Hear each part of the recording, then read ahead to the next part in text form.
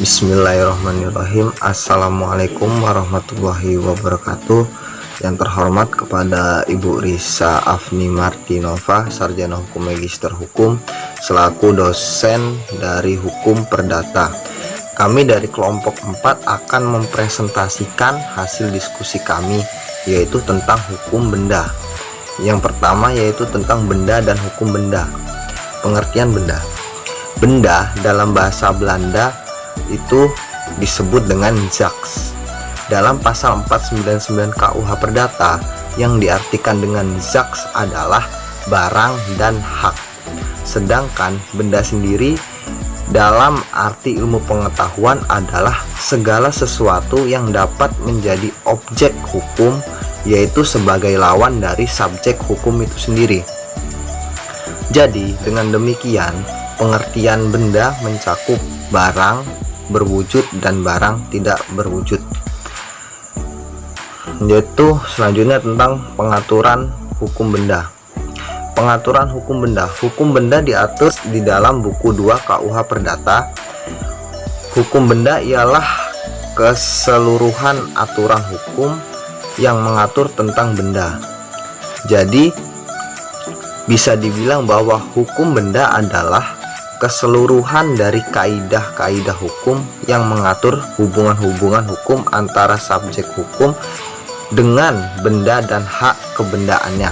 Yang ketiga yaitu tentang perbedaan macam-macam benda. Jadi ada bermacam cara pembedaan benda menurut arti pentingnya, sehubungan dengan perbuatan terhadap benda itu sendiri. Lalu di dalam benda dan hukum benda terdapat Undang-Undang Pokok Agraria Nomor 5 Tahun 1960. Jadi undang-undang ini mencabut berlakunya buku 2 di dalam KUH Perdata selama bumi, air, dan segala kekayaan alam yang terdapat di dalamnya kecuali hipotik. Yang selanjutnya yaitu tentang hak kebendaan. Hak perdata. Hak perdata adalah hak seseorang yang diberikan oleh hukum perdata. Hak perdata tersebut ada yang bersifat absolut dan ada yang bersifat relatif. Hak yang bersifat absolut memberikan kekuasaan langsung dan dapat dipertahankan terhadap siapapun. Sedangkan hak yang bersifatnya relatif memberikan kekuasaan terbatas dan hanya dapat dipertahankan terhadap lawan atau pihak dalam hubungan hukum itu sendiri. Yang selanjutnya adalah hak kebendaan. Hak kebendaan sendiri ialah hak yang memberikan kekuasaan langsung atas kekuasaan benda dan dapat dipertahankan terhadap siapapun. Selanjutnya adalah pembedaan hak-hak kebendaan. Jadi pembedaan hak-hak kebendaan ini hampir sama dengan pembedaan macam-macam benda dan mengikuti perkembangan dari UU PA nomor 5 tahun 1950, yaitu hak-hak yang berkenaan dengan tanah yang sudah dicabut dari buku 2 KUH Perdata. Dan kemudian hak-hak kebendaan dibedakan menjadi 2, yaitu hak kebendaan yang memberi kenikmatan dan hak-hak kebendaan yang memberi jaminan. Selanjutnya yaitu asas-asas kebendaan. Dalam hukum benda, buku 2 KUH Perdata diatur mengenai beberapa asas yang berlaku bagi hak dan kebendaan itu sendiri.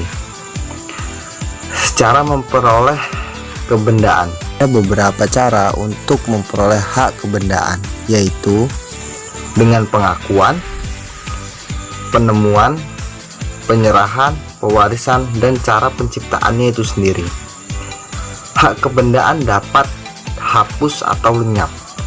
Hak kebendaan dapat hapus atau lenyap ketika hak dapat hapus dan lenyap karena bendanya yaitu musnah, dipindah tangankan, pelepasan hak, daluarsa, dan pencabutan hak itu sendiri.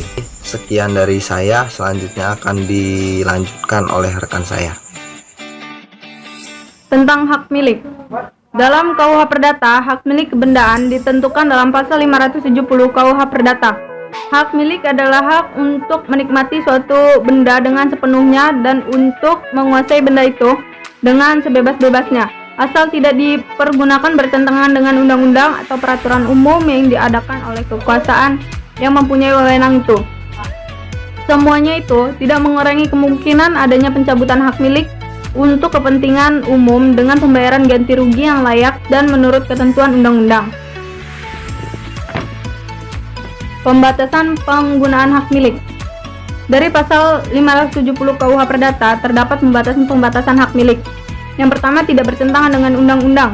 Misalnya pemilik rumah bebas menggunakan rumahnya sendiri, tetapi pemilik rumah dilarang menggunakan rumahnya untuk perdagangan minuman keras, perdagangan narkotika, dan pusat perjudian karena bertentangan dengan undang-undang.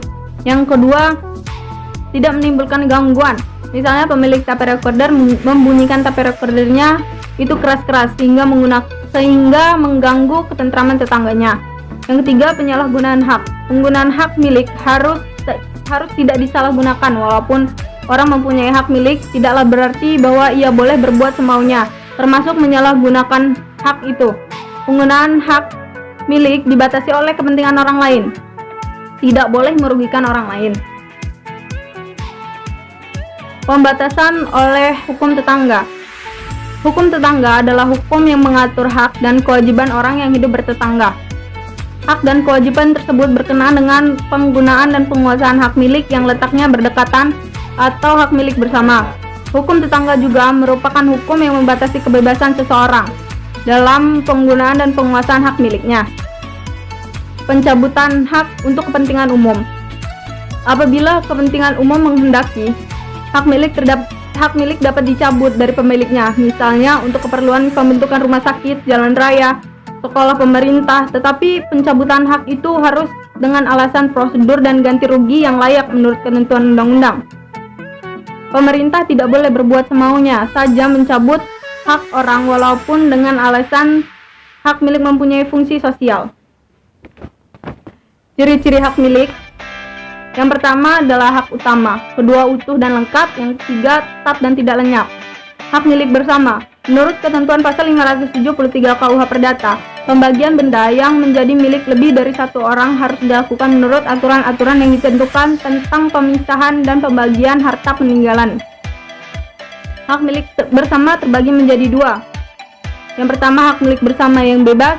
Hak milik bersama yang bebas terjadi karena perjanjian antara beberapa pemilik bersama atas suatu benda. Jadi pemilik bersama itu menghendaki pemilikan bersama tersebut. Yang kedua, hak milik bersama terikat. Terjadi karena ketentuan undang-undang dan sebagai akibat hubungan hukum yang sudah ada lebih dahulu. Misalnya pemilik bersama harta perkawinan akibat adanya perkawinan, pemilik bersama atas harta peninggalan akibat adanya pewarisan, hak milik bersama akibat adanya persekutuan. Penyerahan. Penyerahan adalah pengalihan suatu benda oleh pemiliknya atau atas nama kepada orang lain, sehingga orang lain itu memperoleh hak kebendaan atas benda itu, misalnya dalam jual beli. Jual beli baru dalam taraf menimbulkan hak dan kewajiban saja, tetapi belum memindahkan hak milik. Hak milik baru beralih kepada pembeli apabila dilakukan penyerahan bendanya itu oleh penjual kepada pembelinya. Syarat-syarat penyerahan. Yang pertama, harus ada alas hak. Yang kedua, harus ada perjanjian zakeli atau kebendaan. Yang ketiga, harus dilakukan oleh orang yang berhak. Yang keempat, harus dengan penyerahan nyata. Penguasa atau bezit. Menurut ketentuan pasal 529 KUH Perdata, bezit adalah keadaan memegang atau menikmati suatu benda oleh orang yang menguasainya, baik sendiri maupun dengan perantara orang lain, seolah-olah itu kepunyaan sendiri. Fungsi penguasaan bezit. Menurut Profesor Plito, penguasaan bezit mempunyai dua fungsi, yaitu fungsi polisimil justisial dan fungsi yang bersifat hak kebendaan atau zakeli.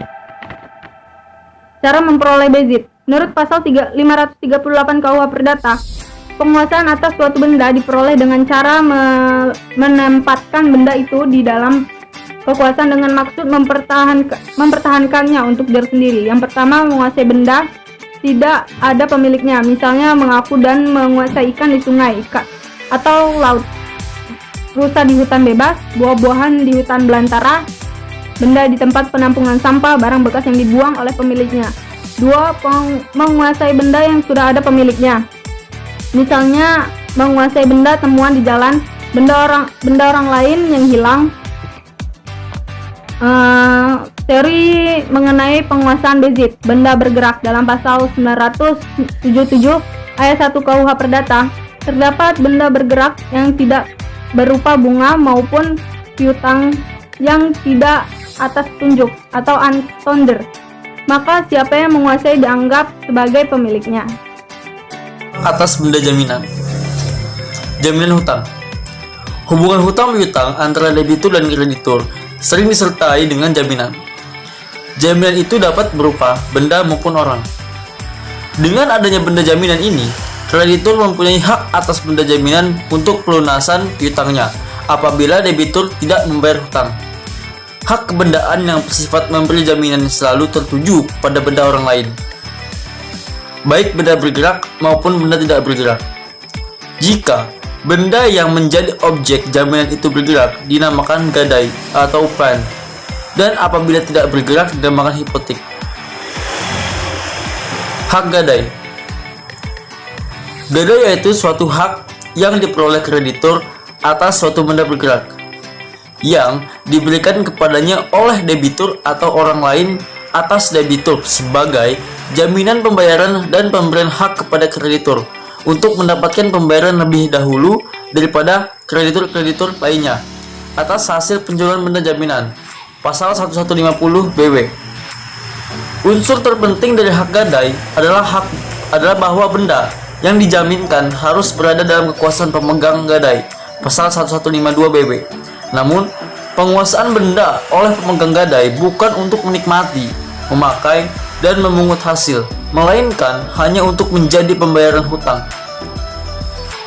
Objek dari hak gadai adalah benda bergerak, meliputi benda berwujud dan benda tidak berwujud, berupa hak untuk mendapatkan pembayaran uang yang berwujud surat-surat berharga. Subjek hak gadai seperti halnya perbuatan-perbuatan yang lain, memberi dan menerima hak gadai hanya dapat dilakukan oleh orang-orang yang cakap untuk melakukan perbuatan hukum. Dan bagi pemegang gadai berhak mengasingkan, menjual, menukar, mengibahkan barang yang digadaikan. Cara mengadakan hak gadai berdasarkan atas suatu perjanjian antara kreditur dan debitur. Perjanjian itu dapat dilakukan dengan tertulis, otentik di bawah tangan, dan dapat dibuat secara lisan. Pasal 1151 BW. Setelah itu, penyerahan benda yang digadaikan sebab-sebab hapusnya hak gadai. 1. Karena hapusnya perjanjian. 2. Perintah pengembalian benda lantaran penyalahgunaan dari pemegang gadai. 3. Barangnya dikembalikan sendiri oleh pemegang gadai kepada pemberi gadai. 4. Pemegang gadai menjadi pemilik benda yang digadaikan. 5. Karena dieksekusi oleh pemegang gadai. 6. Karena lenyapnya benda. 7. Karena hilangnya benda. Hak retensi. Hak retensi merupakan jaminan khusus yang menguasai bendanya, maka bagi kreditur lebih aman apabila tertuju pada benda bergerak yang gampang dipindahkan dan berubah nilainya. Selama pemegang gadai tidak menyalahgunakan barang yang diberikan dalam gadai, maka si berpiutang tidak berkuasa menuntut pengembaliannya sebelum ia membayar sepenuhnya baik uang pokok maupun bunga dan biaya hutangnya yang untuk menjamin barang gadai telah diberikan, beserta segala biaya-biaya yang telah dikeluarkan untuk menyelamatkan barang-barang gadai. Pasal 575 ayat 2 KUH Perdata dan pasal 576 KUH Perdata dapat diketahui bahwa yang dinamakan dengan hak retensi adalah hak untuk menahan kebendaan milik debitur dengan tujuan agar debitur memenuhi kewajibannya atau membayar utangnya atau melaksanakan perikatannya kepada kreditur yang diberikan hak retensi tersebut. Jadi, pada dasarnya, hak retensi bersifat aksesor yang berarti melekat pada suatu kewajiban, prestasi, utang, atau perikatan yang harus dilakukan, dibayar, atau dipenuhi oleh debitur. Hak retensi yang bersifat aksesor, yaitu ikut beralih, hapus dan batal dengan beralihnya, hapusnya dan batalnya perjanjian pokok pegadaian, menahan barang yang dijadikan jaminan gadai apabila debitur pada saat jatuh tempo hanya membayar bunganya, sehingga timbul hutang baru sampai dengan pelunasan hutang oleh nasabah. Hal yang demikian itu disebut hak retensi. Sedangkan hak retensi adalah hak yang diberikan kepada kreditur tertentu untuk menahan benda debitur sampai tagihan yang berhubungan dengan benda tersebut dilunasi. Dalam KUH Perdata mengenai hak retensi diatur dalam pasal-pasal yang tercerai-berai, yaitu dalam pasal 575, pasal 576, pasal 577, pasal 578, pasal 715, pasal 1616, pasal 1729, pasal 1812, dan pasal 1364 KUH Perdata. Peraturan-peraturan mengenai pegadaian pertama kali diadakan pada tanggal 12 Maret 1901 dengan STB nomor 131 tahun 1901, berturut-turut diadakan dalam STB nomor 490 tahun 1905, STB nomor 64 tahun 1928, STB nomor 81 tahun 1928, STB nomor 266 tahun 1930. Lembaga ini mendapatkan status sebagai jabatan. Hak hipotek. Hipotek diatur dalam pasal 1162 sampai dengan pasal 1232 KUH Perdata serta Undang-Undang Nomor 17 Tahun 2008 tentang pelayaran. Hipotek adalah suatu hak kebendaan atas benda-benda tak bergerak untuk mengambil penggantian daripadanya bagi pelunasan suatu perikatan. Dalam hipotek yang menjadi objek adalah kapal dengan isi 20 meter per kubik. Eksekusi terhadap hipotek yang dapat melihat pada ketentuan pasal 178 ayat 2 KUH Perdata. Dalam hal debitur uang prestasi, maka kreditur selaku pemegang hipotek atas kapal berhak untuk melakukan penjualan secara lelang di muka umum atas kapal-kapal yang sudah dibebani dengan hipotek yang mana hasil penjualan kapal tersebut digunakan sebagai pelunasan kewajiban debitur kepada kreditur. Hak privilege atau hak istimewa. Hak privilege merupakan jaminan khusus yang didasarkan pada undang-undang. Hak privilege atau hak istimewa adalah hak yang didahulukan. Mengenai hak privilege dapat Anda lihat dalam pasal 1134 KUH Perdata, yaitu suatu hal yang oleh undang-undang diberikan kepada seorang berpiutang sehingga tingkatnya lebih tinggi daripada orang berpiutang lainnya, semata-mata berdasarkan sifat piutangnya. Menurut Jasatrio dalam bukunya yang berjudul Hukum Jaminan Hak Jaminan Kebendaan, mengatakan bahwa dari perumusan dalam pasal 134 KUH Perdata nampak bahwa hak istimewa diberikan oleh undang-undang, artinya piutang-piutang tertentu yang disebutkan oleh undang-undang secara otomatis mempunyai kedudukan yang didahulukan. Hak privilege ini bersifat aksesor dan tidak dapat berdiri sendiri. Nah, yang terakhir adalah hak memungut hasil. Pengertian hak memungut hasil. Menurut ketentuan pasal 756 KUH Perdata, hak memungut hasil ialah hak kebendaan dengan mana seorang diperbolehkan memungut segala hasil dari benda milik orang lain, seolah-olah benda itu miliknya sendiri, dengan kewajiban memelihara benda itu sebaik-baiknya. Dari ketentuan pasal ini dapat diperinci unsur-unsur hak memungut hasil itu sebagai berikut. 1. Seorang diperbolehkan, artinya disetujui baik dengan perjanjian maupun karena undang-undang. Kedua, memungut segala hasil, artinya memperoleh kenikmatan, manfaat atau buah karena alam, pekerjaan, hubungan perdata. Ketiga, dari benda milik orang lain, artinya benda bergerak atau tak bergerak diserahkan kepada dan dikuasai oleh pemungut hasil. Yang keempat, seolah-olah milik sendiri, artinya benda orang lain itu dikuasai, digunakan, dan dipetik hasilnya seperti benda milik sendiri. Kelima, benda tersebut dipelihara sebaik-baiknya, artinya benda tersebut tetap adanya seperti semula, tidak berubah bentuknya, tidak habis pakai. Kemudian, sifat-sifat hak memungut hasil. Dari unsur-unsur yang terdapat dalam pasal 756 KUH Perdata, dapat pula diketahui sifat-sifat hak memungut hasil itu sebagai berikut ini. 1. Hak bersifat tetap adanya, tidak boleh merubah bentuk, tujuan, dan fungsi benda itu. 2. Harus bersifat tidak habis pakai. Jika meliputi juga benda dipakai habis, maka menurut pasal 757 KUH Perdata, pemungut hasil wajib menggantinya dengan benda lain yang sejenis, sama jumlahnya, sama sifatnya, dan sama harga atau nilainya. Ketiga, harus bersifat langsung untuk diri sendiri, bukan orang lain atau bukan untuk orang lain. Artinya, pemungut hasil sendiri yang langsung menikmati memperolehnya dari benda itu jika pemungut hasil itu meninggal dunia. Hak memungut hasil dihapus. Kemudian yang keempat, bersifat tanpa pamrih. Artinya, pemungut hasil tidak perlu memberikan imbalan kepada pemilik benda itu.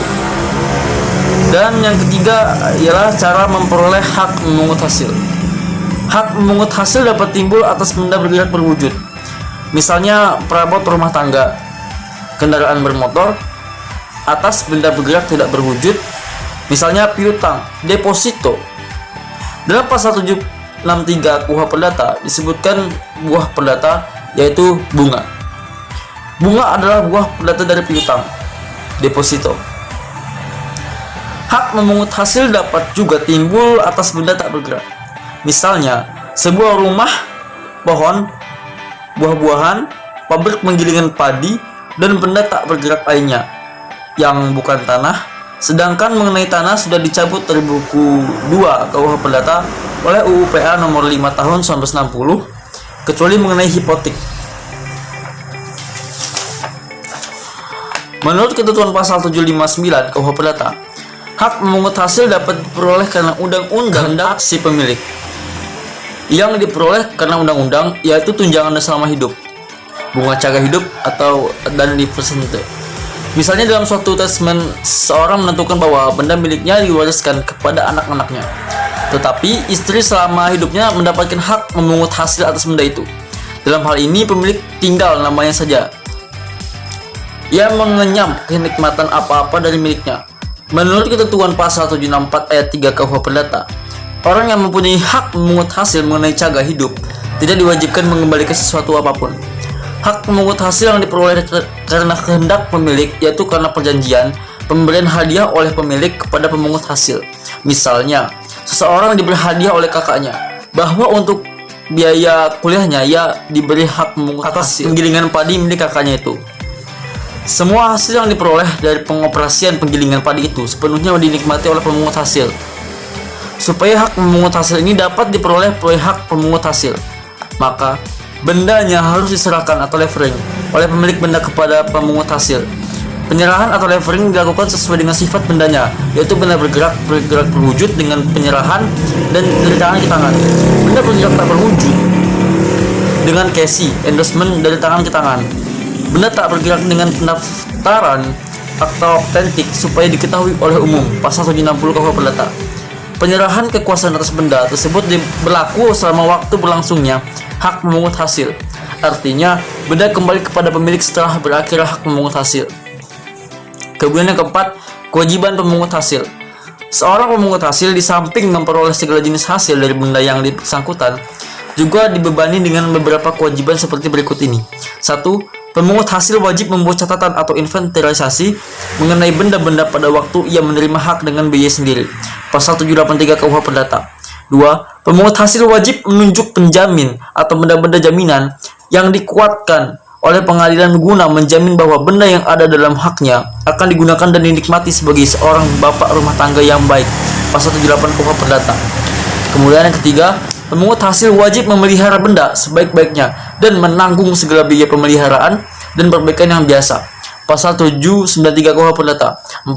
Selama hak berjalan, pemungut hasil wajib membayar segala beban pajak atas benda yang bersangkutan. Pasal 796 KUH Perdata. 5. Apabila hak telah berakhir, pemungut hasil wajib mengembalikan bendanya dalam keadaan baik seperti semula.